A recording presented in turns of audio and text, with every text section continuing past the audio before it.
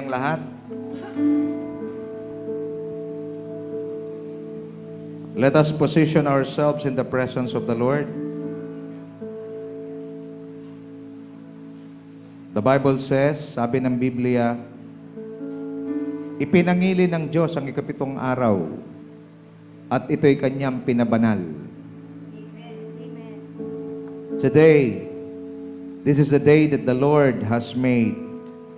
We will rejoice and be glad in it. Amen. Kailangan nating magbigay ng isang araw para sa Diyos. Ang inyong oras na nilagay dito ngayon, ipinagkaloob rito ngayon ay hindi masasayang.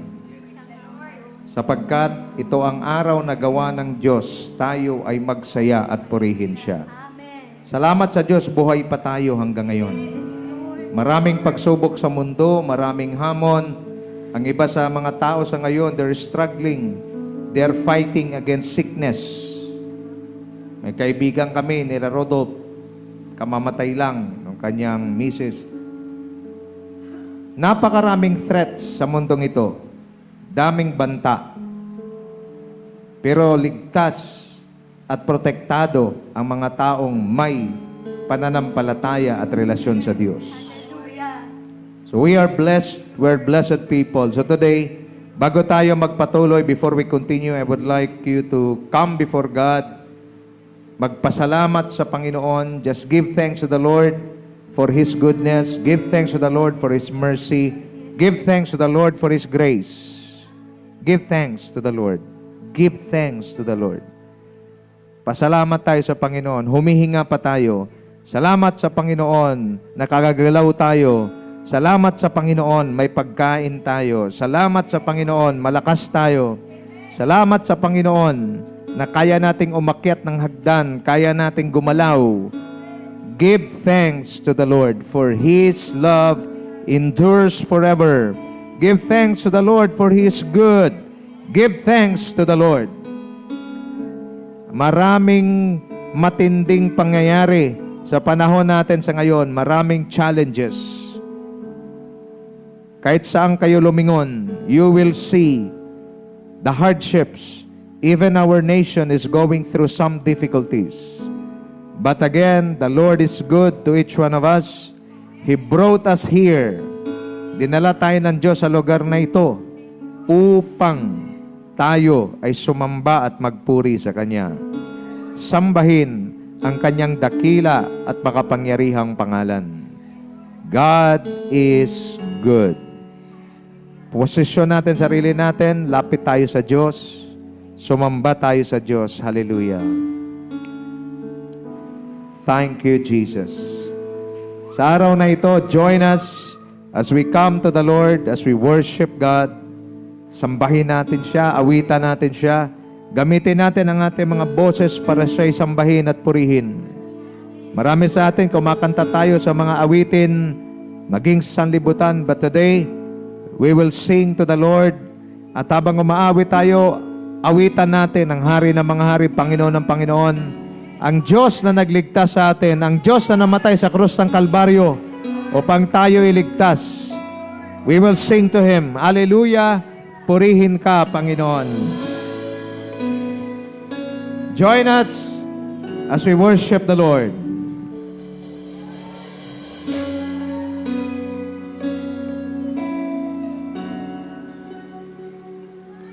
Bawat oras, walang hanggan, pagpupugay ang inaalay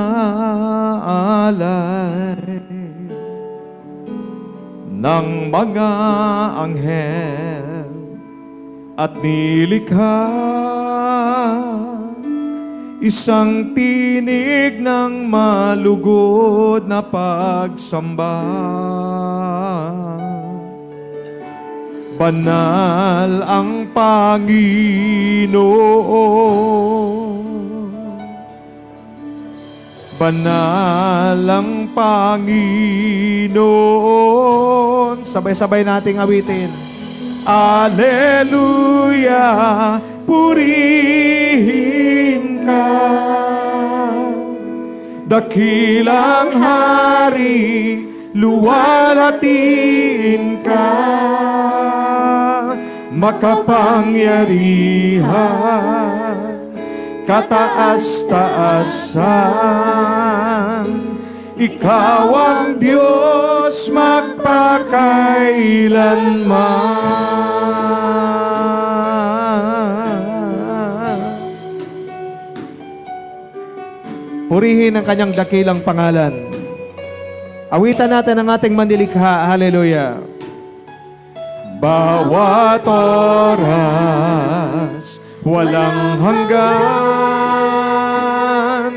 pagpupugay ang inaalay ng mga anghel at lilikha. Isang tinig ng malugod na pagsamba. Banal ang Panginoon, banal ang Panginoon, banal ang Panginoon.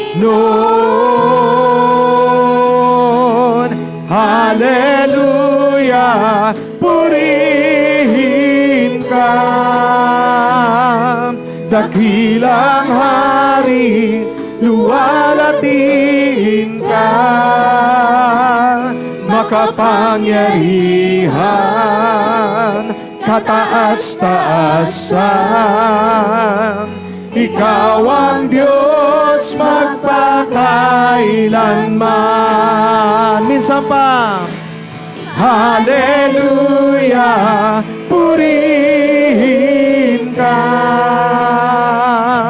dakilang hari, luwalhatiin ka,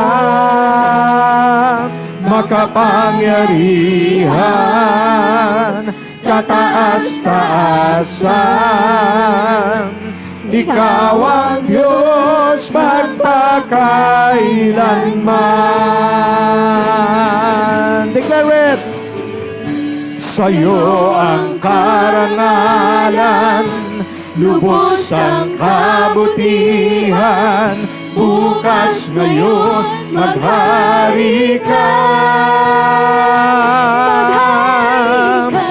Ika'y papupurihan, sambahin ang iyong pangalan, bukas ngayon maghari ka. Minsan pa, sa'yo ang karangalan, sa'yo ang karangalan, lubos ang kabutihan, bukas ngayon maghari ka. Ika'y papupurihan, sambahin ang iyong pangalan, bukas ngayon maghari ka. Hallelujah! Hallelujah! Purihin ka, dakilang hari, luwalhatiin ka, makapangyarihan, kataas-taasan.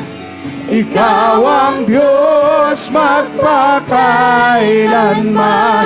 Hallelujah! Hallelujah! Purihin ka, dakilang hari, luwalhatiin ka, makapangyarihan, kataas-taasan. Ikaw ang Diyos. For the last time, mula sa ating puso, sabihin natin sa Panginoon, hallelujah, purihin ka, dakilang hari, luwalhatiin ka, makapangyarihan, kataas-taasan. Ikaw ang Diyos magpakailanman. Ikaw ang Diyos magpakailanman. Declare it! Ikaw ang Diyos magpakailanman. The Lord is God. He is good. He is faithful. Purihin ang kanyang dakilang pangalan. Hallelujah! Ang sabi ng Biblia, hininga ng Diyos sa taong hininga ng buhay at siya'y naging buhay na kaluluwa. Kaya tayo kumikilos, kaya tayo buhay dahil sa Diyos. Ang buhay pag wala ang Diyos, walang kabuluhan. That is why marami ang nabubuhay sa mundong ito. Sila'y kumikilos, nabubuhay, nagtatrabaho, paulit-ulit lang. Sabi ng isang manunulat, mayroong puwang sa puso ng isang tao na tanging Diyos lang ang pwedeng magpuno. Kaya pinipilit ng iba lagyan, pera, mga bagay sa libutan, kulang pa rin. Hindi lamang mahirap ang kumikitil ng buhay maging mayayaman. Bakit? Because hindi napupunuan yung puwang sa kanilang puso. I pray na sa araw na ito, ang Panginoon ang kakatagpo sa bawat isa sa atin at mapuno yung puwang na yan sa puso natin. Maaaring iba sa inyo naguguluhan, iba sa inyo nahihirapan, iba sa inyo hindi nyo na alam ang gagawin. Sabi ng Bible, anong imposible sa tao, posible sa Diyos. Dahil sa Diyos, walang imposible. Today, ang Panginoon ay nais kang katagpuin. Pero kailangan bukas ang ating puso, magpakumbaba, at patuloy tayong lalapit at sasamba sa Kanya. Hayaan nyo sa araw na ito, patuloy tayong umawit, patuloy tayong sumamba sa Diyos. Panginoon, sa iyo namin ibinabalik ang pinakamataas sa papuri, pinakamataas sa pagsamba, pagdakila, dahil ang iyong presensya ay narito sa aming kalagitnaan. At sa mga oras na ito, we welcome your holy presence. In the name of Jesus Christ, be exalted. In the name of the Lord Jesus Christ, be enthroned. In the name of the Lord Jesus Christ, let your name alone be exalted. Maraming salamat po sa iyo ang papurit, parangal, pagsamba, ngayon at magpakailanman. In the name of Jesus, amen and amen and amen and amen and amen. Malakas sa palakpak para sa Diyos na buhay. Hallelujah! Praise your name. Sige, pasalamatan natin ang Panginoon. Sa hirap at ginhawa, ang Diyos ay mabuti sa atin. Pagkasabi sa katabi mo, life is hard, but God is good. Lord! Palakpak ang mga kamay.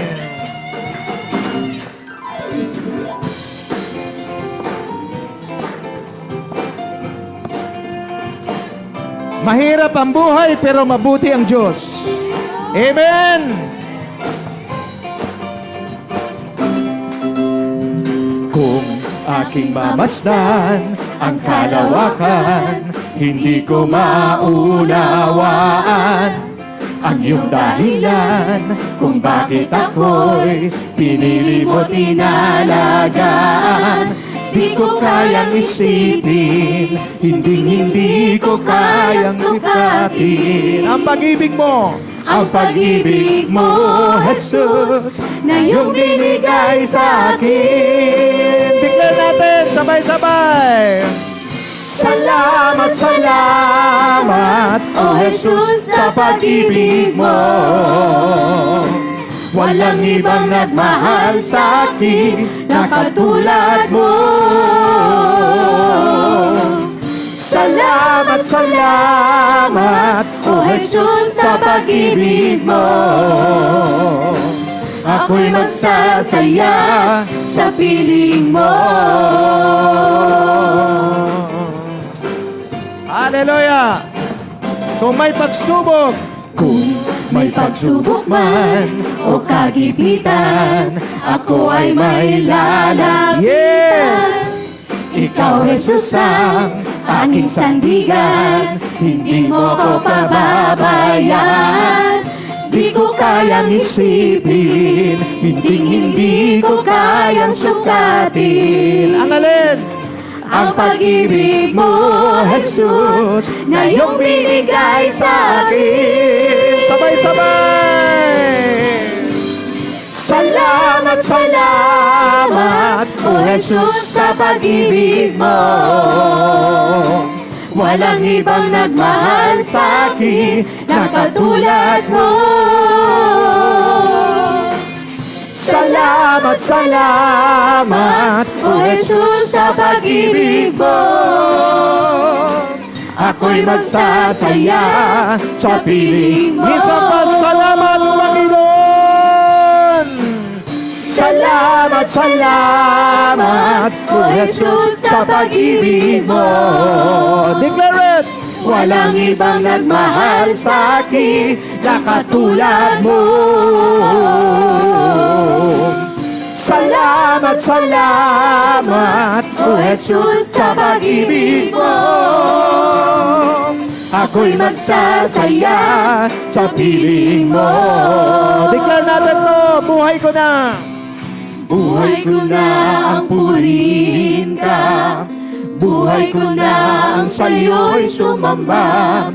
Wala nang ibang nanaisin pa, kundi pasalamatan ka. Buhay ko na! Buhay ko na ang purihin ka, buhay ko na ang sa'yo'y sumamba. Wala nang ibang nanaisin pa, kundi pasalamatan ka. Buhay ko na! Buhay ko na ang purihin ka, buhay ko na ang sa'yo'y sumamba. Wala nang ibang nanaisin pa, kundi pasalamatan ka. Buhay ko na! Buhay ko na ang purihin ka, buhay ko na ang sa'yo'y sumamba. Wala nang ibang nanaisin pa, kundi pasalamatan ka. Salamat, salamat, O Jesus, sa pag-ibig mo. Walang ibang nagmahal sa akin na katulad mo. Salamat, salamat, O Jesus, sa pag-ibig mo. Ako'y magsasaya, ako'y magsasaya, ako'y magsasaya sa piling mo.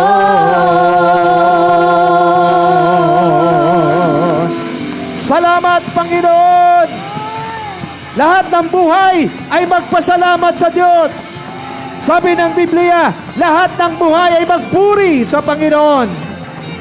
Hallelujah! Hallelujah! Praise the name of the Lord. Patuloy nating sambahin ng Panginoon dahil siya'y tapat noon hanggang ngayon. Hallelujah! Hallelujah. Praise God.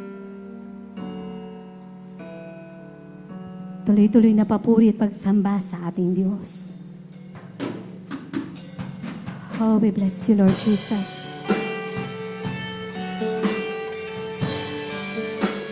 Glorify your name, Lord.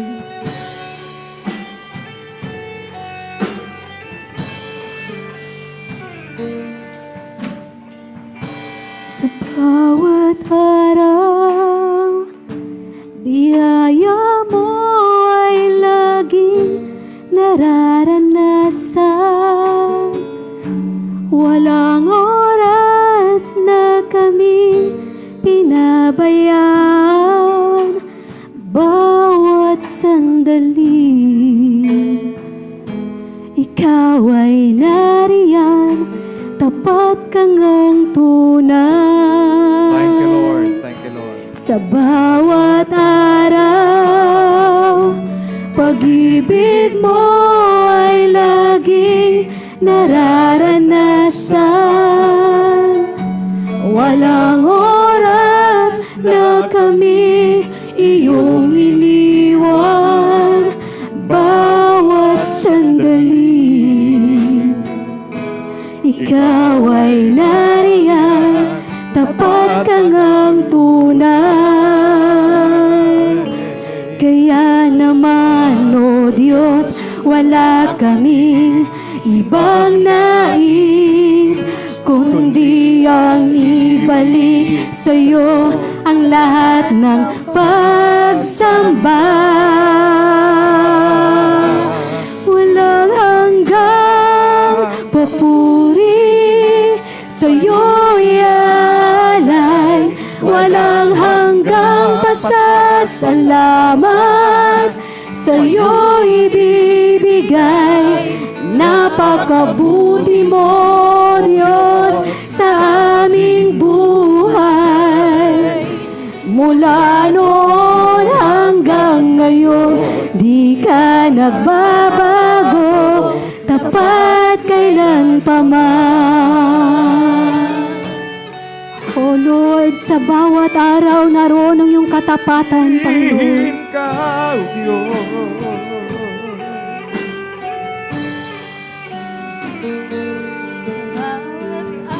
Sa bawat araw, yes, Lord Jesus, nararanasan. Walang oras na kami pinabayaan, bawat sandali ikaw ay nariyan, tapat ka ngang tunay.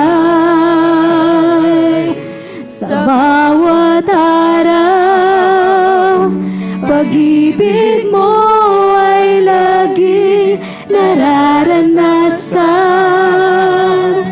Walang oras na kami iyong iniwan, bawat sandali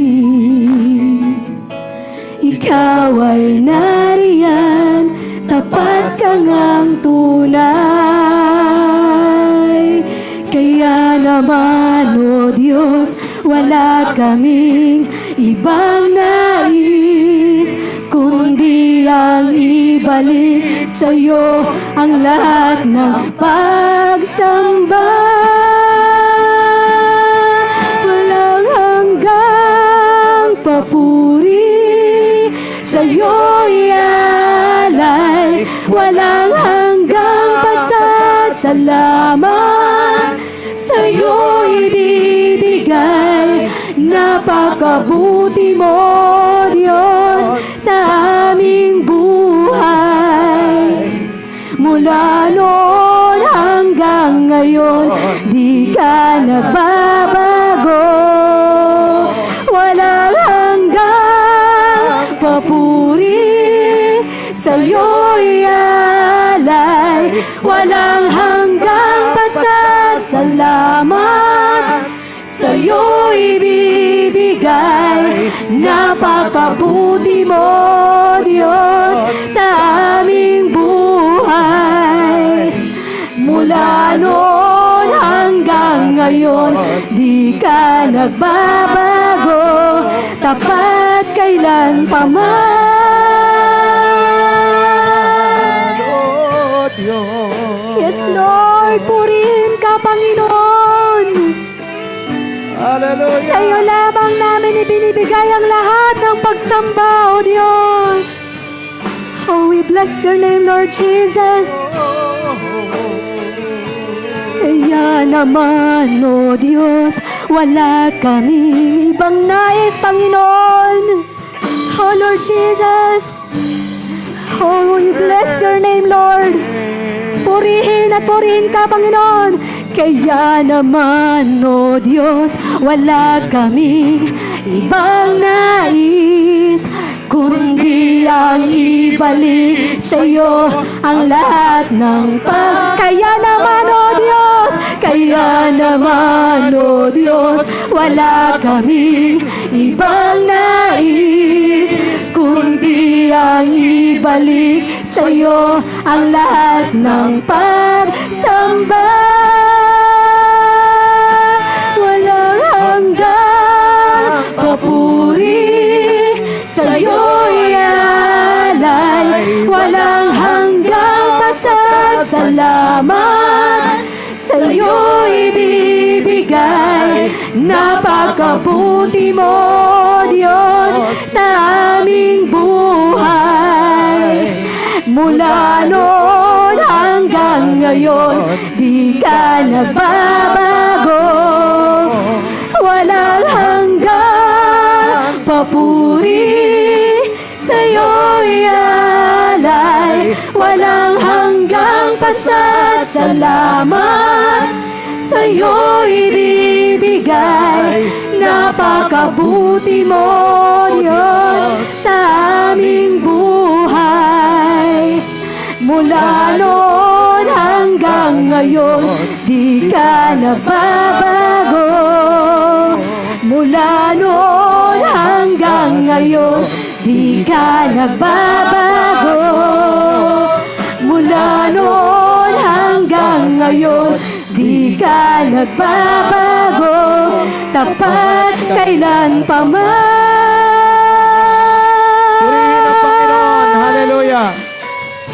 Ang Diyos ay mabuti magpakailanman. Siya ang nagbibigay ng lakas at buhay sa bawat isa sa atin. Kung tayo man ngayon ay buhay dahil ito'y sa kanyang kabutihan. Hallelujah.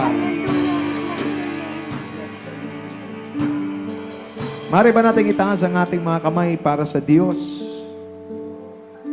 Kinikilala natin na siya'y buhay, na siya ang nagbigay sa atin ng buhay. Without God, we are nothing. Life without God is useless. As we lift those holy hands, habang ating tinataas ang ating mga kamay, mari nating awitin ang chorus.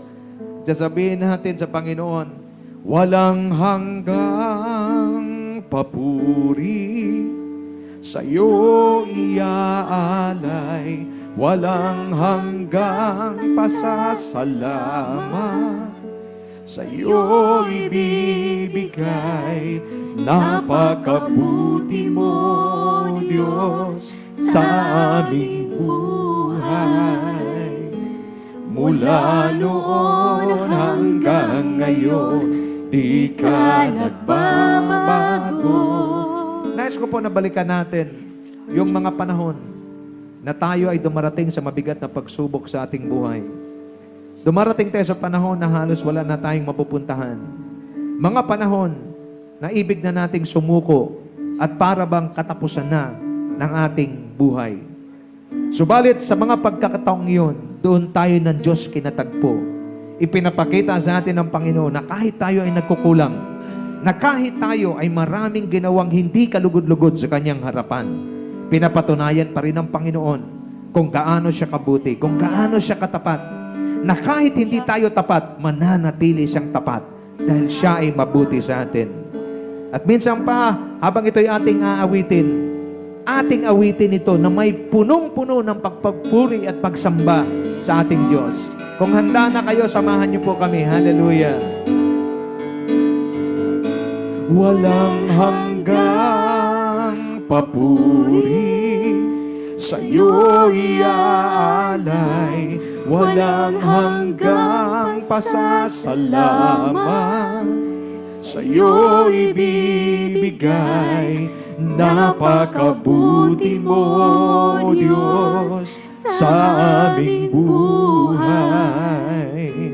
Mula noon hanggang ngayon, di ka nagbabago. Walang hanggang papuri, sa'yo'y alay. Walang hanggang pasasalamat, sa'yo'y ibibigay. Napakabuti mo, Diyos, sa aming buhay. Mula noon hanggang ngayon, di ka nagbabago.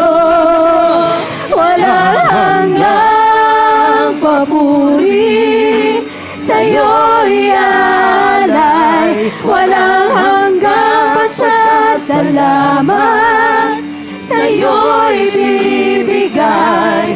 Napakabuti mo, Diyos, sa aming buhay. Mula noon hanggang ngayon, di ka nagbabago. Mula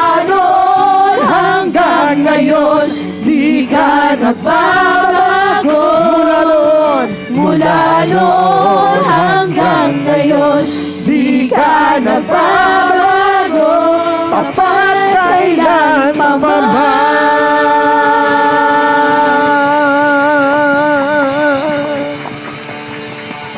Tapat ang ating Diyos. Kung naniniwala ka, palakpakan mo siya. Hallelujah! Purihin siya. Siya'y tapat at mananatiling tapat kailan paman. Praise your name, O Lord. Praise your name. Hallelujah. Lumapit tayo sa Panginoon sa pananalangin. Aming Diyos, kami ay lubos na nagpupuri at nagpapasalamat.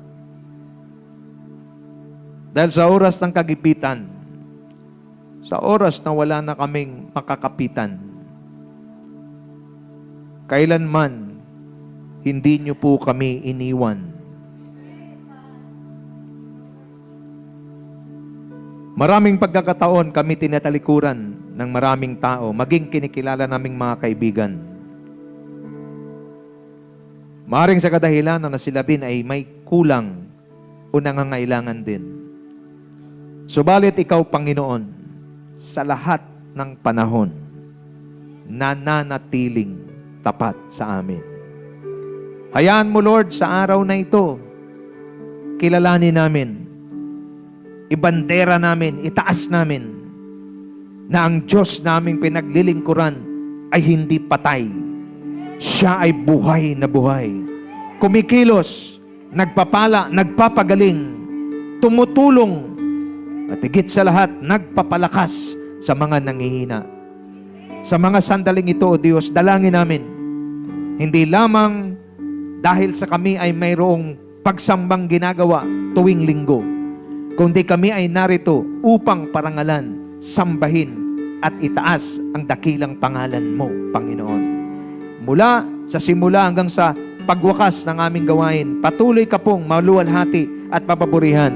Kinikilala namin na ikaw lamang ang nag-iisang Diyos na buhay, ikaw lamang ang nag-iisang Diyos na tapat, ikaw lamang ang isang Diyos na hindi nang iiwan, na hindi kami tinatalikuran. Ikaw ang Diyos na nagpapagaling sa aming karamdaman. Ikaw ang Diyos na nagbibigay ng aming pangailangan. Ikaw ang Diyos na nagbibigay ng buhay. Ikaw ang Diyos na nagbibigay ng kapayapaan. Ikaw ang Diyos na nagbibigay ng kalakasan. At sa iyo namin ibinabalik ang pinakamataas na papuri, parangal at pagsamba, dahil walang ibang karapat-dapat maliban sa iyo. Ito ang aming dalangin sa pangalan ng aming Panginoong Hesukristo, at ang lahat ay magsabi ng Amen and Amen and Amen. Palapakan natin si Lord. Glory to God. Bago ka umupo, kamayan mo muna ang katabi mo at sabihin mo sa kanya, mahal na mahal ka ng Diyos.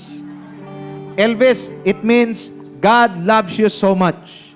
Mahal na mahal ka ng Diyos. Praise God.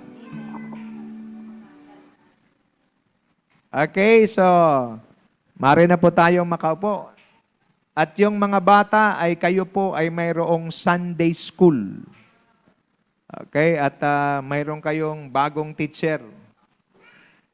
Ang teacher ninyo ay bagong-bago. Okay? Praise God. Sige, position muna tayo, mga sarili natin. Kung ready na kayong makinig ng salita ng Panginoon, handa na natin ang ating mga sarili sa pakikinig ng salita ng Diyos. Ready na ba? Are you ready?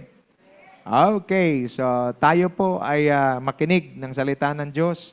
Sabi ng Biblia, hindi lamang sa tinapay. Meron ba tayong ano niyan? Ivan? Yung Matthew, Chris Van. Ivan ako ng Ivan. Chris Van. Mateo 4:4, English tsaka Tagalog. Pasensya ka na ha, nabigla ka tuloy. Gusto ko lang ipakita sa mga kapatid. Bakit kasi kailangan mag-aaral ng Bible? Bakit? Pakita natin. Magandang balita version. Bago ko tawagin yung ating speaker today. English tsaka Tagalog kasi may English tayo rito. Yan. Tingnan nyo ha. Bakit kailangan mag-aral ng salita ng Diyos? Kasi sabi mismo ng Panginoong Jesus, ngunit sumagot si Jesus, nasusulat, hindi lamang sa tinapay nabubuhay ang tao. Ibig sabihin, sa pagkaing pisikal, kasama na dyan yung mga material, lahat ng bagay sa mundo. Hindi lamang daw doon nabubuhay ang tao, kundi sa bawat salitang nagmumula sa bibig ng Diyos. Ibig sabihin, ang salita ng Diyos ang nagbibigay ng kakompletuhan sa ating buhay. English tayo. Ayan, para sa ating mga English na mga kasama rito. Jesus answered, "It is written, man shall not live on bread alone, but on every word, bawat salita that comes from the mouth of God." So it is very important today.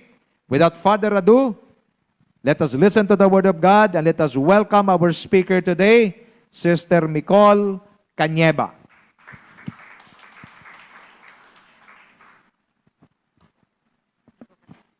Thank you po. Good morning po ulit sa bawat isa sa atin. Ang ganda po nung start ng worship celebration natin. No? So, I want you to meditate the goodness of God in our lives. Kasi maganda po yan eh. Nakakatulong sa atin yan. If we keep on magnifying God instead of our situations right now. I know some of us, meron tayong hardships sa buhay. Meron tayong trials and challenges. Iba-iba tayo ng trials and challenges. But the good thing is that, tama po yung sinabi ng Word of God. The Word of God give us life and a food for life. This gives us the strength to hold on and to pursue God.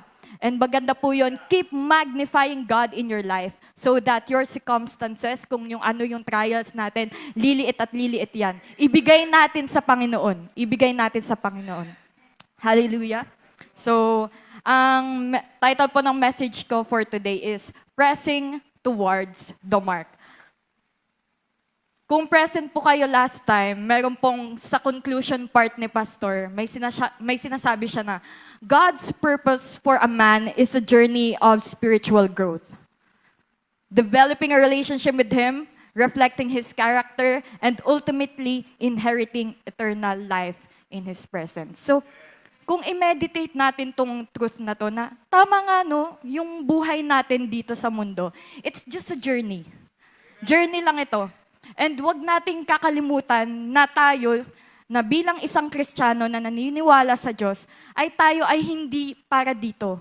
We are bound for heaven. We are bound to live with Jesus Christ in eternity. Not just for the life that is now, but in eternity. Yes, we may face death, physical death, but the good thing is that God has given us the Spirit of God for us to be resurrect with Him and be with Him forevermore. So, kung i-meditate natin yung truth natin, oo nga, journey lang ito.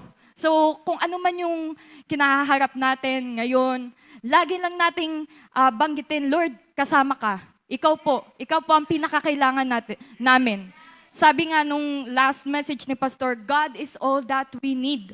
Siya lamang. Kaya siya ang ating itaas at siya ang lagi nating i-include sa ating mga buhay. So by that, naisip ko po yung, ano ba yung message na dapat i-share ko for this Sunday. And it is a good thing na, yun nga, nagrema sa akin talaga yung truth na, Lord, it is just a journey. And in the Bible, meron siyang pinapakita in 1 Corinthians 9:24-27, which Apostle wrote on the church of Corinthians that says, in verse 24, "Do you not know that in a race all the runners run, but only one gets the prize? Run in such a way as to get the prize." 25, "Everyone who competes in the games goes into strict training. They do it to get a crown that will not last, but we do it to get a crown that will last forever. Therefore, I do not run like someone running aimlessly. I do not fight like a boxer beating the air. No, I strike a blow to my body and make it my slave, so that after I have preached to others, I myself will not be disqualified for the prize. So, I want you to check yourselves, evaluate yourselves na ano ba yung dapat natin pang baguhin sa ating mga buhay. Totoo po yung sinabi ni Pastor yung repentance. Repentance is changing the way that we think. So kung ano man yung mga thinking pattern na hindi naka-align according to God's word and truth, mas maganda po na ipakorek natin sa Panginoon today. And malaman natin tong mga truths. So maiksi lang naman po yung message na ito. And I invite everyone for us to pray muna and ask for the God's wisdom and knowledge. Lord Jesus, thank you for your powerful presence in our lives today. Maraming salamat po, Panginoon. Hindi lamang na ngayon ang nararanasan naming presensya, bagkus, Panginoon, sa araw-araw naming mga buhay, Lord. Lord, ina-acknowledge ka namin sa kalagitnaan namin today, Lord. We acknowledge that we can't do nothing, Lord, without you, Lord Jesus. And let the Spirit of God work in us, Lord Jesus, so that, Panginoon, we may become the person that you wants us to be. And as we tackle about pressing on towards the mark, pressing on towards the ultimate goal in life, Lord, ikaw po ang magbigay sa amin ng katotohanan at magbigay sa amin ng lakas ng loob upang magpatuloy sa race ng buhay, Panginoon. Lord, we bring back all the glory and honor to you in Jesus' name. Amen. So, balik po tayo doon sa topic sa 1 Corinthians 9:24-27. In verse 24, it says, "Do you not know that in a race all the runners run, but only one gets the prize? Run in such a way as to get the prize." Sino na po yung naka-attend ng marathon? Di ba usong-uso po yan today? Yung pag-run ngayon kasi nga exercise. Kasi maganda yun eh. Pero Apostle Paul said that in a race, all the runners run. Apostle Paul describes the journey towards the mark as an athlete competing in a race for a prize. Kino-convince niya tayo na run in such a way as to get the prize. Ano nga ba yung prize na meron sa atin? Kasi yung prize na meron tayo, alam natin yan bilang isang Kristiyano, is to be with God in eternity. And everyone who competes in the games goes into strict training. They do it to get a crown that will not last, but we do it to get a crown that will last forever. So this reminds me, yung mga athlete, kung ano yung mga attitude nila. Kung titingnan nyo, yung gold medalist ng mga sa Olympics, grabe ang training talaga. Meron sinasabi yung isang sports analyst na itinatanong niya sa mga Olympic gold medalist. Ang unang tanong nila, what do you want to achieve? What do you want to attain? And then the next thing na sinasabi nila is that, how badly do you want to achieve that kind of goal? So, syempre, Olympic gold medalist nga eh. I want to compete in a game whereas I will get the prize that is a gold medal, not just silver and bronze, but a gold. And then, how badly do you want it?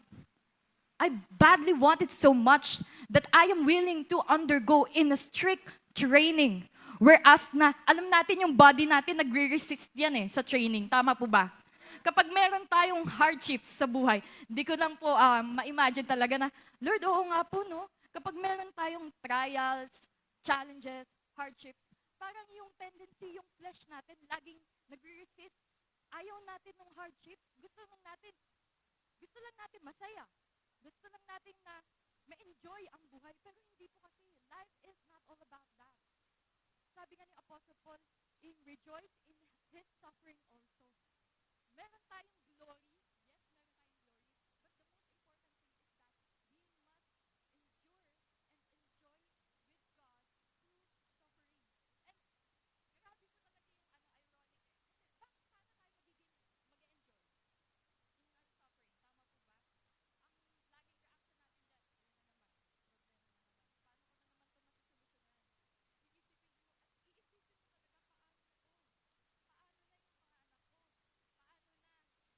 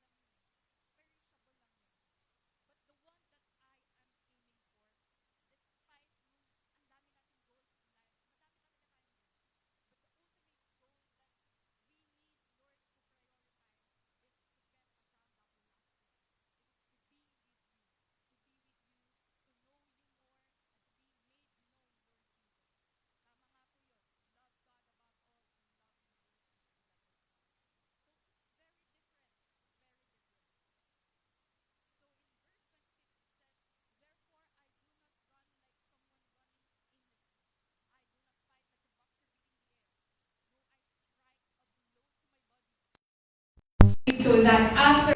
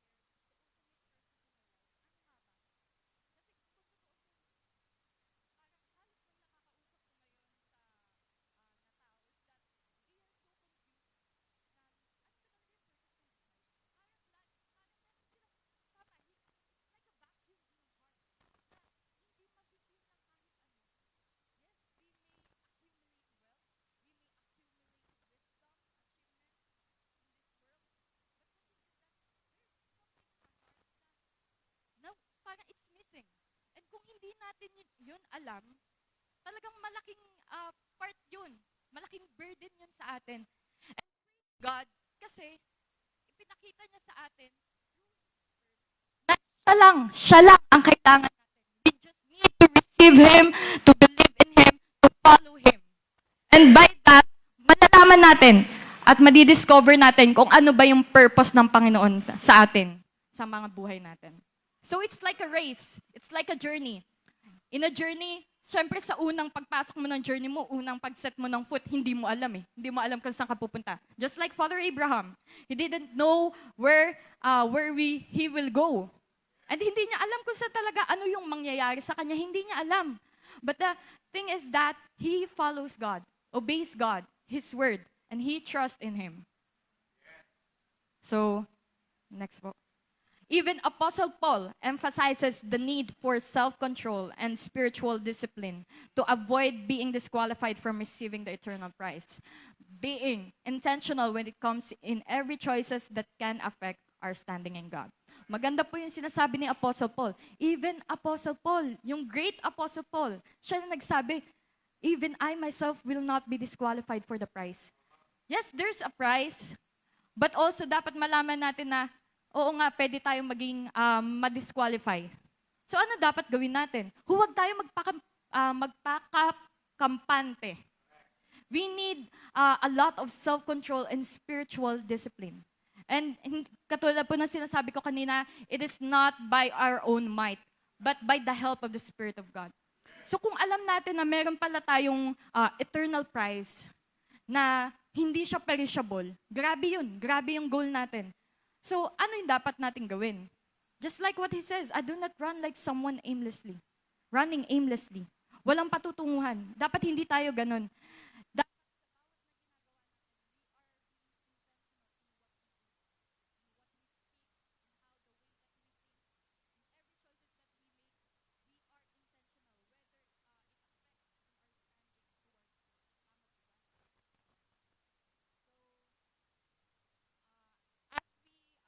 Meditate that Word of God. Ito po yung some of the application na aking na-gain through this Word. Keeping in mind the eternal values from God over what the Word values. We are very different from the world. Kasi ano yung pinahahalagahan ng mundo, yun ang hindi natin pinahahalagahan. Iba ang pinahahalagahan natin. And sometimes, hindi yan naiintindihan ng madami. Even also us, as a believers of Christ, parang lagi nating iisip, Lord, nonsense nga. Parang hindi parang hindi to talaga yung tamang gawi. Pero kung titingnan mo, the Word of God, God Himself, works in many ways, unpredictable ways.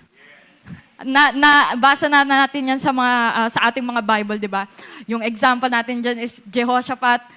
Meron sila po, pastor, di ba, na war na ikahaharap. Pero ano yung ginawa nila? Instead of bringing armors, di ba, gano'n naman po, di ba, kapag merong war. Pero anong ginawa nila? They sing songs.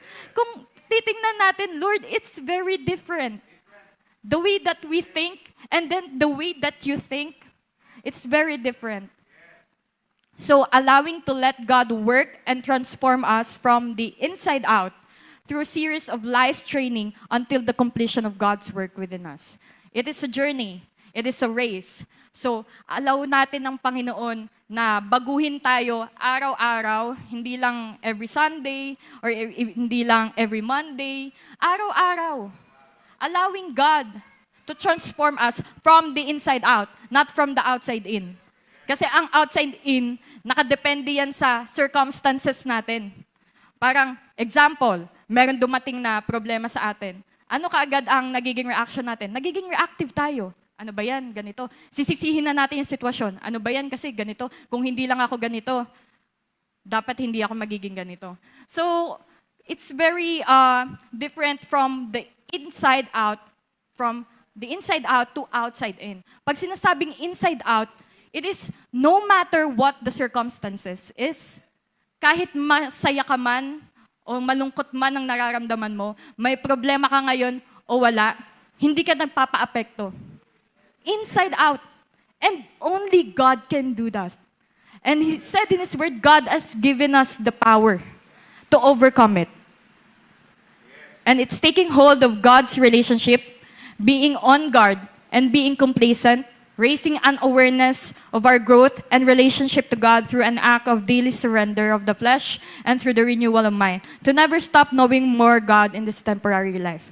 So, it is very important na to guard ourselves. Kasi hindi po talaga biro ang mabuhay dito sa mundo. Alam po natin yan. There are a lot of hardships. Pag titingnan natin yung mga news, grabe, madidisappoint ka lang. If we keep on looking on that, grabe, yung loob mo, parang mawawalan ka ng pag-asa. Yung parang, ano ba yun, magpabago pa ba yung Pilipinas? Pero hindi eh. God is convincing us to be on guard and to center our lives more to Him. Kasi alam niya na once we center our lives to Him, all these things na ina-anxious natin, aayusin niya ng Panginoon. So, what should be our mindset that we need to possess as a runner running towards the prize? So, napaka-importante po kasi ng mindset. Sabi nga po, ang athlete, madami yung kino-consider. Yung physical aspect nila, such as yung training, physical training, ano yung kinakain nilang pagkain, gaano sila natutulog, how long they sleep. So, and importante din sa kanila yung mindset, the attitude. Kung makikita natin talaga yung mga magagaling na player, iba po talaga yung aura nila, di ba? Iba yung thinking pattern nila. So, in the Bible, what should be our mindset that we need to possess? And it's only 3 things po na i-share ko for today. It's number 1, throwing off hindrances and sin. And number 2 is to persevere. And number 3, fix focus on the Lord Jesus Christ. So, hindi po ako nag-iimbento, meron po yung Bible verse. It's found on Hebrews 12 verses 1 to 3. Therefore, since we are surrounded by such a great cloud of witnesses, let us throw off everything that hinders and the sin that so easily entangles.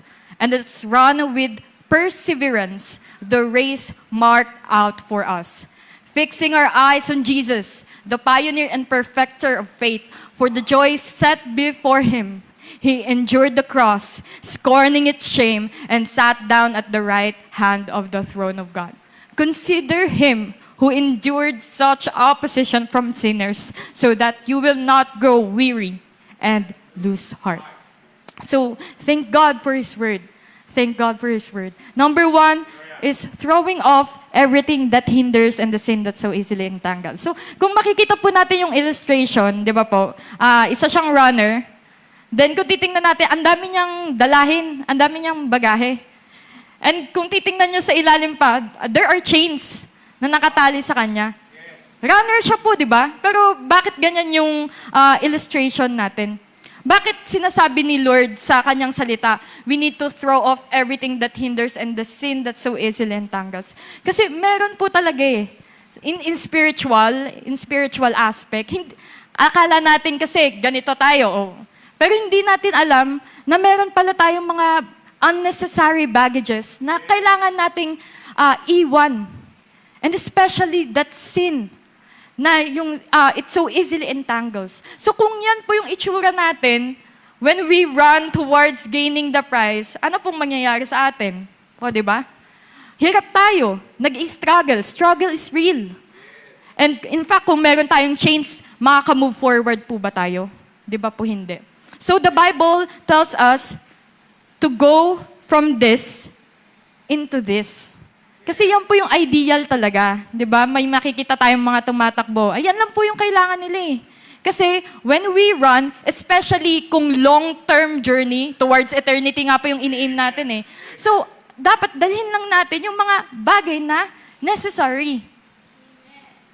So, by that, meron po akong insights na isi-share sa inyo na ano ba yung mga factors na nakaka-apekto in our pursuit to God. The Word of God says, it's hindrances and sin.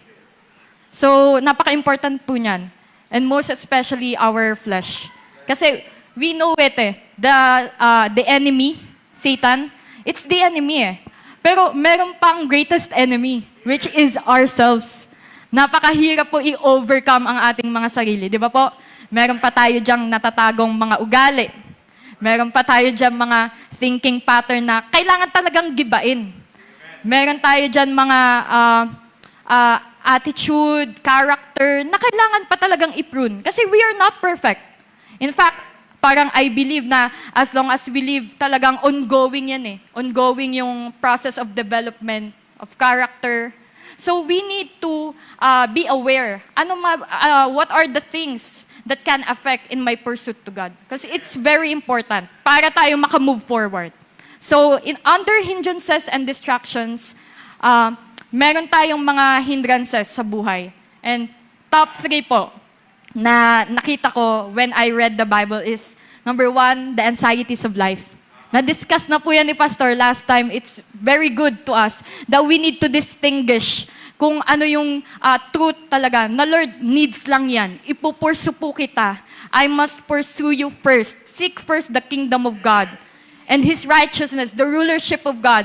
Then all the things that I need, the food, the shelter, the clothing, it will all come to pass. And number 2, earthly concerns. And number 3, overindulgence. So, I will share lang po, kasi kapag ang tendency tayo na, yung illustration nga po natin is like a runner. So, meron po talagang hindrances and distractions. Hindi po yung mawawala. Hindi talaga mawawala yan. And in the Word of God, it says that such a person's double-minded is unstable in all they do. Di ba po, totoo naman yun na-experience natin. Kapag distracted tayo, kapag meron tayong hindrances sa buhay, unstable yung natin judgment natin. Minsan nagpapadala pa nga tayo sa emotions natin Minsan, yung parang may mag-o-offend sa'yo, pero minsan talaga hindi mo makontrol, papatulan mo. So, unstable yung thinking pattern natin kapag meron tayong mga distractions, hindrances.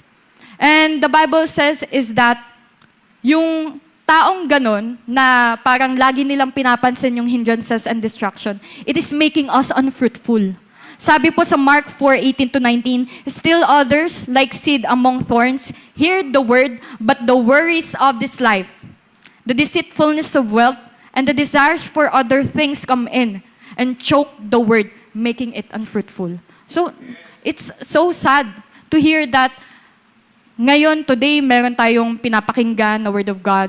In fact, hindi naman po ako yung nagsasalita. I believe the Spirit of God wants to say this word to you and also for mine, na tama nga po, Panginoon, na it is making us unfruitful. So it is a hindrance. And in earthly concerns, under earthly concerns, meron po dyan example yung Bible, which is Martha and Mary. Di ba po kung titingnan natin, good naman po yung intentions niya. Kasi yung hindrances and distractions, sabi ko nga, Lord, bakit hiwalay po yung hindrances tsaka yung sin? Kasi yung hindrances, minsan, good yun Good sa paningin natin. We may have the good intention, kasi good motives, but the thing is that the most important thing in the eyes of God? Sabi po sa Luke 10, but Martha was distracted by all the preparations that had to be made. she came to him and asked, "Lord, don't you care that my sister has left me to do the work by myself? Tell her to help me." "Martha, Martha," the Lord answered, "you are worried and upset about many things." Para din po tayong si Martha minsan. Ang dami nating iniisip. Masyado tayong worry. And according to science ka po, yung mga wino-worries natin sa buhay, madami nating iniisip. Almost, hindi naman po nangyayari.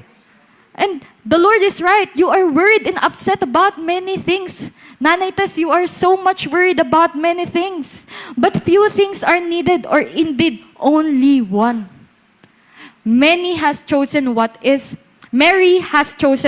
better, and it will not be taken away from her. So we should possess the attitude of Mary na, Lord, in spite, alam ko po, madami akong ikinahaharap today.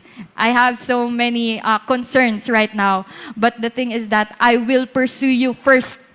Tsaka na po muna yan, kayo po muna.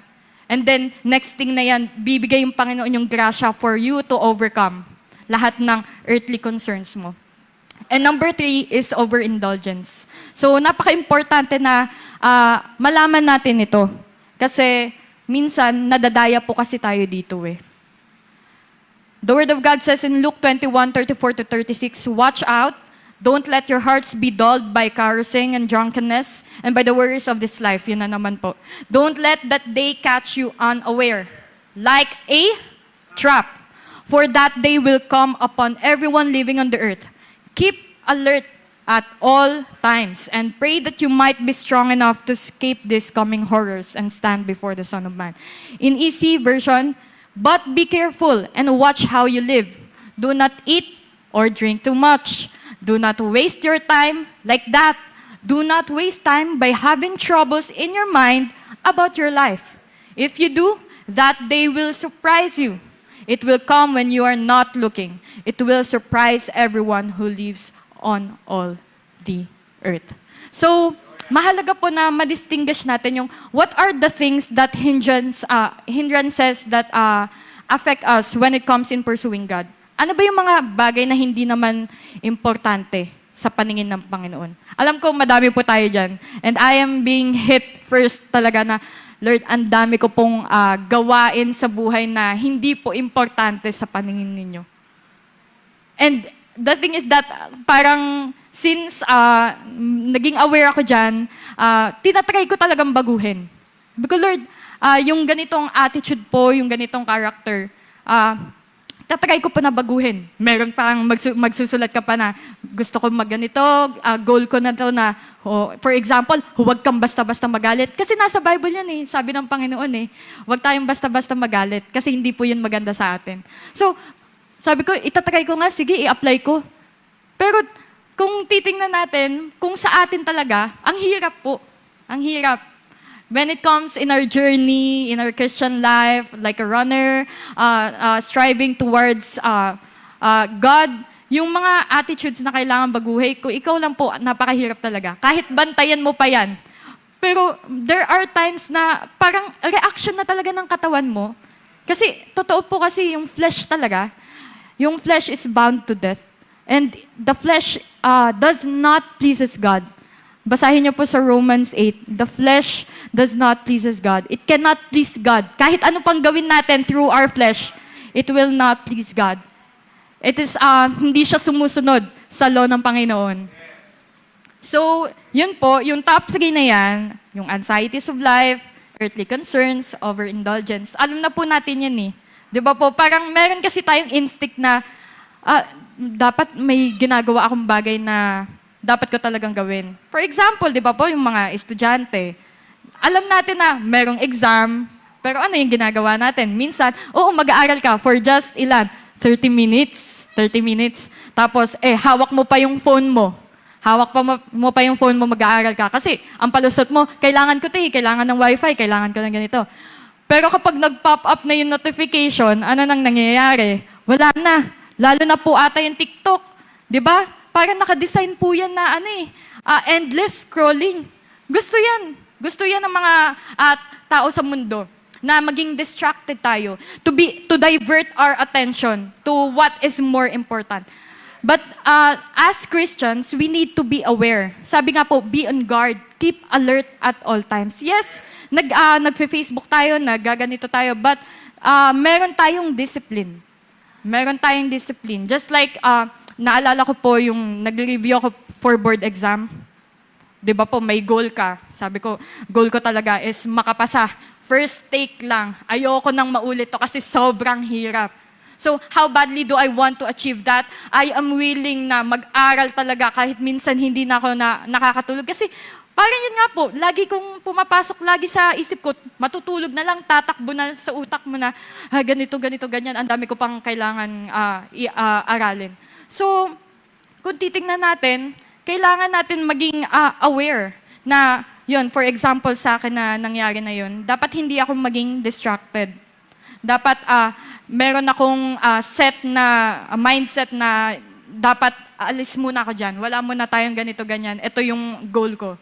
And kapag meron talaga tayong heart, kapag meron tayong goal na willing tayo to pay the price, kasi totoo po yan we must be willing to pay for the price. Hindi po natin basta-basta na makakamit yan. Even sa pagyaman, even sa pag-change ng attitude natin, hindi ito talaga basta-basta. But the thing is that, first of all, meron tayong foundation na dapat meron tayong willingness to pay for the price. And susunod na lang po yan. Susunod na lang po yan. So the next is that, the sin. Wala po. The sin. So alam naman po natin yan, di ba? Yung sin po, the Word of God enunciates us to put off the old self, which is corrupted. Tama po ba? And to put the death, the desires of the flesh, which causes us to be disconnected from God. Sabi po sa Ephesians 4, you were taught with regard to your former way of life to put off your old self, which is being corrupted by its deceitful desires, to be made new in the attitude of your minds, and to put on the new self created to be like God in true righteousness and holiness. So, doon na po binigyan ko lang po na emphasize is yung hindrances kasi alam na po natin yan Yung sin, dapat meron na tayong mindset na we must be aware na to put off our old self. And the truth is that putting our old self, hindi naman po nangyayari yan overnight. Transformation doesn't happen overnight. So, we must be willing to endure, to suffer talaga na i-surrender lahat sa Panginoon. And hindi po talaga yan nangyayari overnight. It's paunti-unti talaga. Pero ang mahalaga, there's progress. There's progress. So, yan po dapat ang ideal natin, di ba? From being a runner na madaming dala, by the grace of God, alam na natin kung ano yung mga bagahe natin. I-check po natin sa buhay natin. Ano ba, Lord, yung mga bagahe na hindi naman kailangan. So, by that, ganyan na po dapat yung maging itsura natin, no? So, number 2 is let us run with perseverance the race marked out for us. Napakahalaga po ng perseverance. Ano po yung sabi sa Bible? Consider it pure joy, my brothers and sisters, whenever you face trials of many kinds, because you know that the testing of your faith produces perseverance. Let perseverance finish its work so that you may be mature and complete, not lacking anything. So perseverance means maintaining consistent effort and determination to achieve a goal when faced with obstacles or setbacks. It's about sticking with something difficult or challenging, refusing to give up, and continuing to work towards a desired outcome. So mayroon tayong nakikita na ganyan, di ba po, yung in a race or kaya kahit anong competition, yung to the extent na parang susuko na talaga yung athlete. Pero grabe yung endurance. Na-train kasi sila when it comes to endurance. Yung endurance yung parang in spite of difficulties po, na yung inner struggle talaga, yung parang sukong-suko ka na. Hindi mo na talaga kaya. Pero ikaw, sa isip mo, kailangan kong magpatuloy. That is perseverance. And yun lang po yung hinihingi ng Panginoon sa atin, is to persevere. Because the testing of our faith produces perseverance. And the Bible says, let perseverance finish its work. Bakit sinabi po na Lord na finish its work? Sabi ko nga, Lord, bakit finish its work? Kasi po, meron nga po sa atin talaga na ayaw talaga na mag-undergo sa process ng training. Di ba po madami pong training na minsan umaayaw na sila? So, the Lord tells us na tapusin, finish its work. Kahit ano na, kahit naghihingalo ka na, kahit naglulupasay ka na, yung parang gumagapang ka na papunta sa finish line, kahit gano'n na lang, let perseverance finish its work so that you may be mature and complete, not lacking anything. Again, not by might nor by power, but by the Spirit of God. Amen. And blessed is the one who perseveres under trial, because having stood the test, that person will receive the crown of life that the Lord has promised to those who love Him. That's what we are talking about. The crown of life that lasts for eternity. So, ang galing po talaga ng Bible, no? Talagang iba siya mag-state sa atin. Iba yung mindset natin na perseverance, dapat malulungkot tayo o kaya maghihirap tayo. Pero the Bible says, pure joy. Consider it pure joy. And the Bible says, it is blessed when you are undergoing a trial, na nagpi-persevere ka.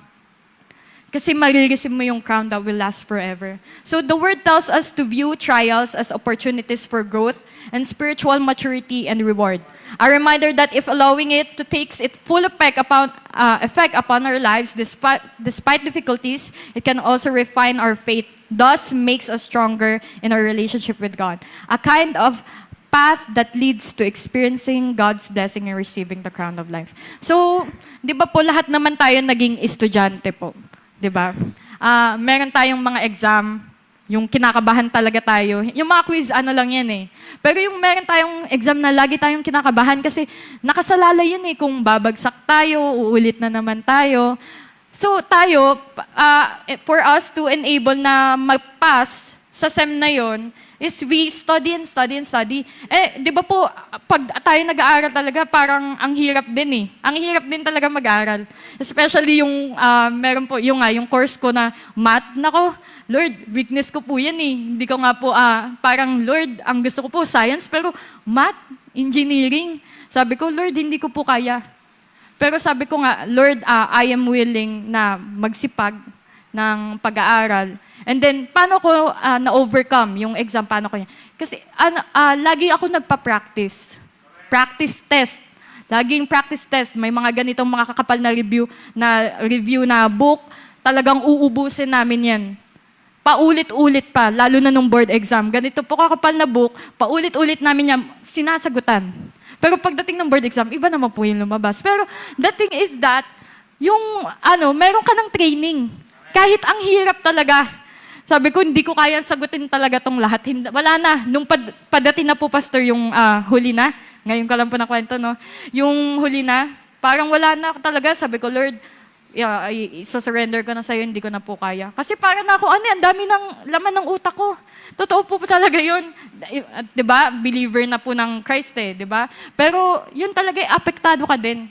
Pero sabi ko nga, Lord, surrender ko na po to. Yung mga bagay na hindi ko po control, isa-surrender ko sa inyo. Kasi lahat po sa inyo, you are in control. So, ang ganda po ng mindset na yun pala na, Lord, kung ano yung kaya kong kontrolin, gagawin ko po. Mag-aaral po ako ng mabuti, ganito, ganyan. Hindi po ako magpapasaway, hindi ako magiging distracted. Minsan distracted, pero at least bumabalik ka. And after that, kahit ang hirap nga, sabi nga nung professor, sabi niya, 5 months of us reviewing. Parang mahirap. Pero kapag once na nakuha mo na daw po yung license, grabe na daw po yung joy ninyo. Pero, totoo nga ba? Hindi, joke lang po. So, yun po.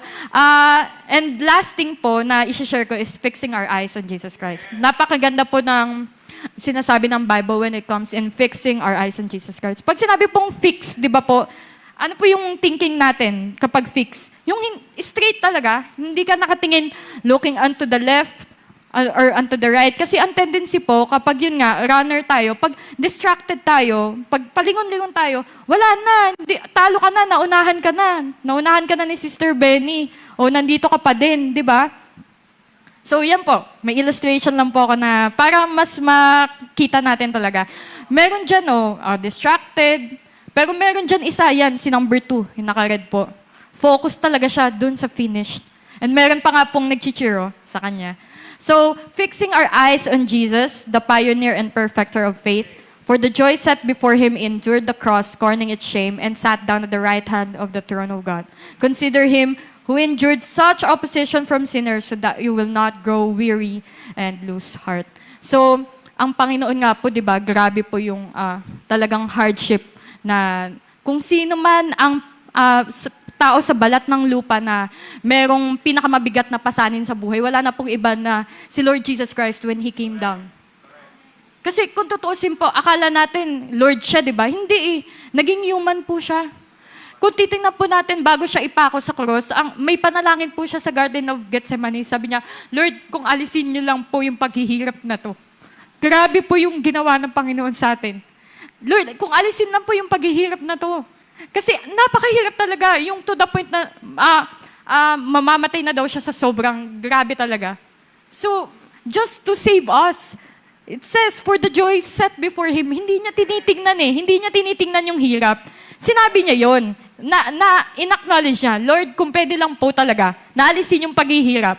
But, let your will be done. Not my will, but let your will be done. Sana po ganun po yung maging mindset natin, no? As we journey towards God, na minsan talagang grabe na po talaga yung pinagdadaanan natin.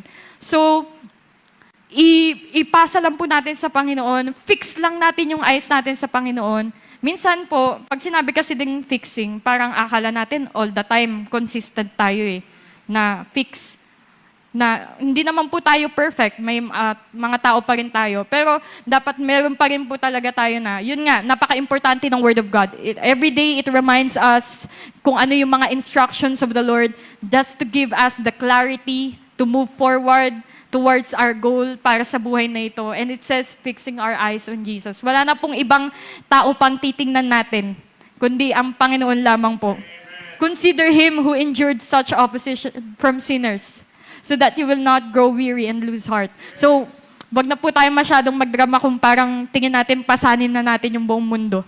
Kasi, tingnan natin ang Panginoon. Nung pumunta siya dito sa lupa, naging tao siya. Grabe yung naging struggle niya, yung naging situation niya, na yung mismong tao na minahal niya, na ginawa niya, na binigyan niya ng pahalagaan, na gusto niyang iligtas, grabe pa rin yung ginawa sa kanyang treatment, which is undeserving.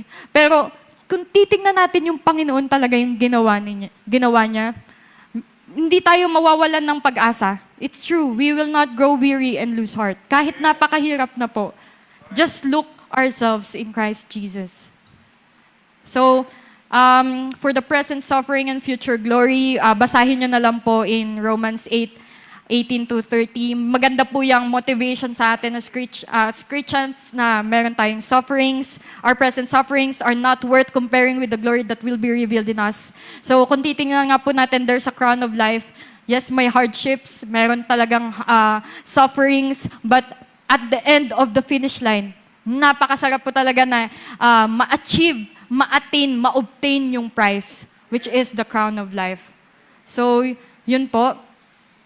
But hope that is seen is no hope at all. Who hopes for what they already have? So, yung hope talaga na maging hopeful tayo sa Panginoon. Kasi yung prize na ini-aim natin, hindi pa po natin nakikita yan eh. Meron lang po tayo na i-experience. Madami tayong blessings of God. Yes, kasama po yan. But the thing is that, nakikita na po ba natin si Lord? Diba? Hindi pa naman po. So, kung yung hope na meron tayo sa puso natin para hindi tayo mag-grow weary and lose heart, it's very important. So, the Spirit helps us in our weakness. Sa Romans 8 yan. And we know that in all things, God works for the good of those who love Him, who have called according to His purpose. So, on the last part, which is pressing toward the mark, ito po yung title natin. Pressing is a continuous, unwavering effort, a steadfast commitment toward focusing on moving forward, even in the face of obstacles and hardships. Detaching oneself from the old self that might hinder progress in the journey towards spiritual growth, into a new self being transformed and renewed by God.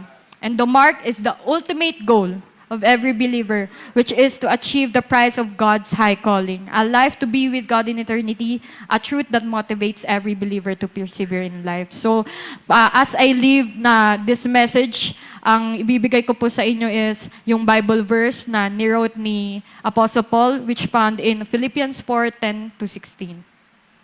I want to know Christ, yes, to know the power of His resurrection and participation in His sufferings, becoming like Him in His death, and so somehow attaining to the resurrection from the dead. Not that I have already obtained all of this, or have already arrived at my goal, but I press on to take hold of that for which Christ Jesus took hold of me. Brothers and sisters, I do not consider myself yet to have taken hold of it, but one thing I do, forgetting what is behind and straining toward what is ahead. I press on toward the goal to win the prize for which God has called me heavenward in Christ Jesus. All of us then who are mature should take such a view of things. And if on some point you think differently, that too God will make clear to you. Only let us live up to what we have already attained. So God bless us all po. Salamat po.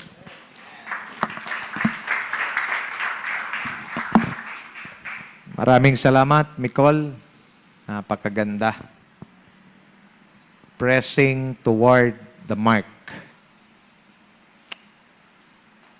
May I request everyone to please bow down your heads, just close your eyes. While I'm listening, habang nakikinig ako sa mensahe, mayroong ini-impress si Lord sa akin, sa heart ko at gusto kong i-share sa inyo. Habang nakayuko, nakapikit tayong lahat. Nasisense ko, the Spirit of God nilagay sa heart ko. Mayroong iba sa inyo struggling. Grabing struggle. Nagtatanong ka, sinasabi mo, ito lang ba yung buhay? Kailan ako makakaalis sa sitwasyon na to? Paano na? May pag-asa pa ba? Magbabago pa ba to? Those are your questions. But today, sinagot ng Panginoon yung tanong na yan.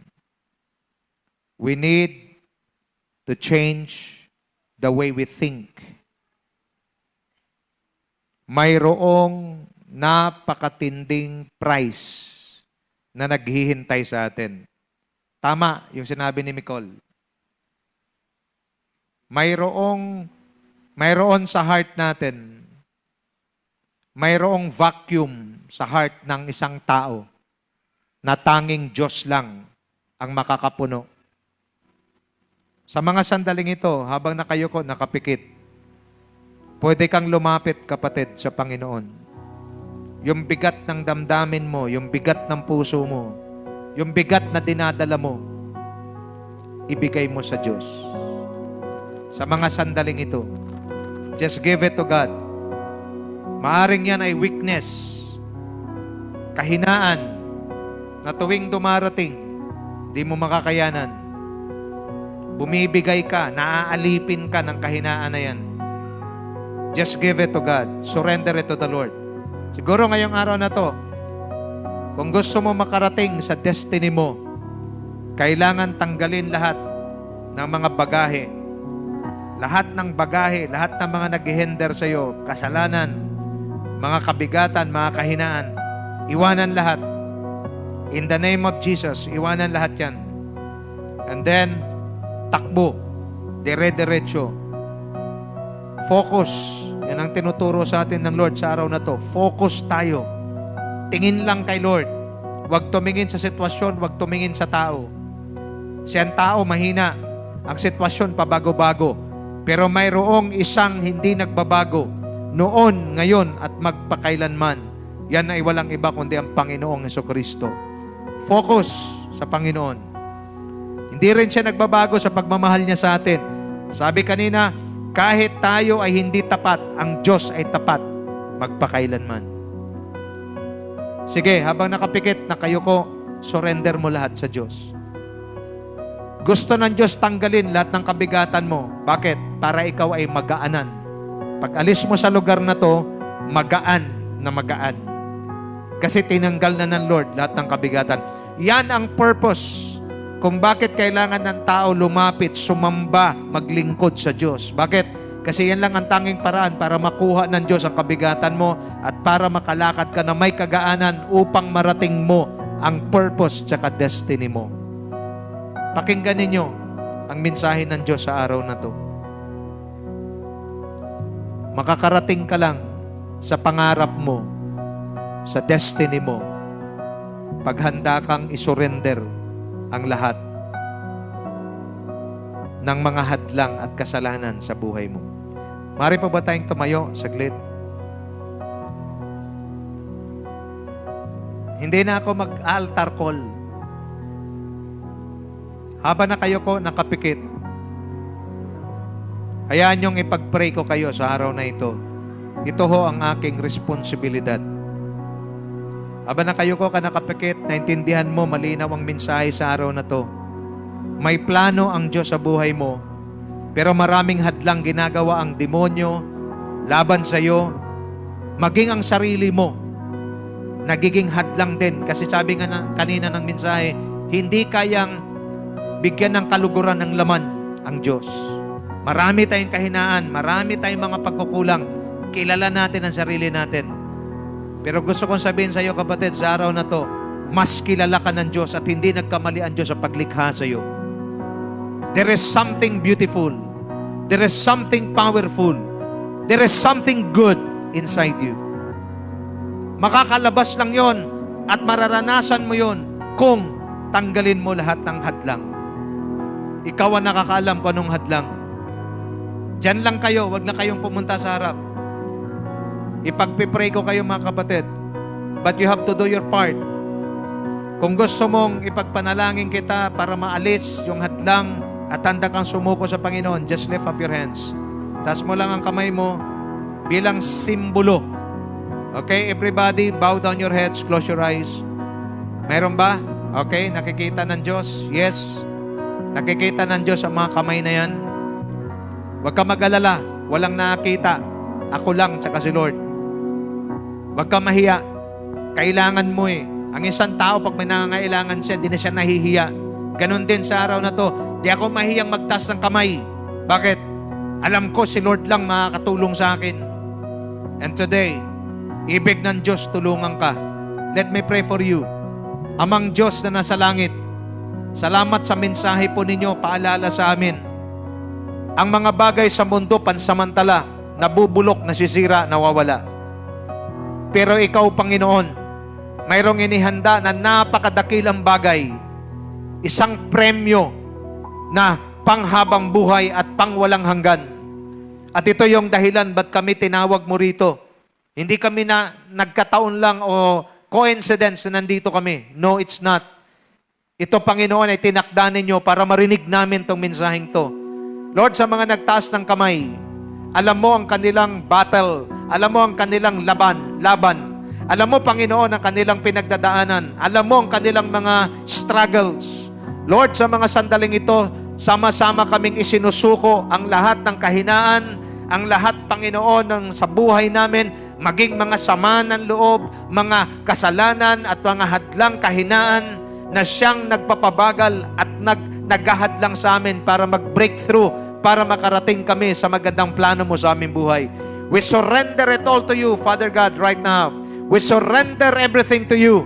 Just sa isipan namin na walang kabuluhan, sa puso namin, yung mga galit kung anuman, we surrender everything to you right now in the name of Jesus Christ. And Lord, aming itinutuon ang aming pananaw at paningin sa iyo lang. Kasi ikaw lang ang perpekto. Ikaw lang ang mabuti. At ikaw lang, Panginoon, ang nagmamahal ng walang katulad. Sa mga oras na to, tanggapin po ninyo ang aming mga buhay at aming ipinagkatiwala ang aming kinabukasan sa iyong mapagpalat makapangyarihang kamay. Maraming salamat po. And Lord, I pray sa kanila na nagtaas ng kamay at handang magsuko ng kanilang buhay sa inyo. Dalangin ko na pumasok sa kanilang isipan, sa kanilang puso, ang kapayapaan ng Diyos. Pumasok, Panginoon, ang kalakasan, lakas ng loob, na harapin ang buhay maging ang kinabukasan. Maraming salamat po, and bless them, Lord God. And today, it will be a memorable day for them, na matatandaan nila tong araw na to, na encounter ko ang Diyos at ako'y pinalaya ng Diyos. Maraming salamat, Panginoon. Ibinabalik namin sa inyo lahat ng papurit, parangal at pagsamba sa pangalan ng Panginoong Jesus. Amen and amen and amen. Palapakan natin si Lord. Pinalaya tayo ng Panginoon sa araw na ito. You may be seated in the presence of the Lord.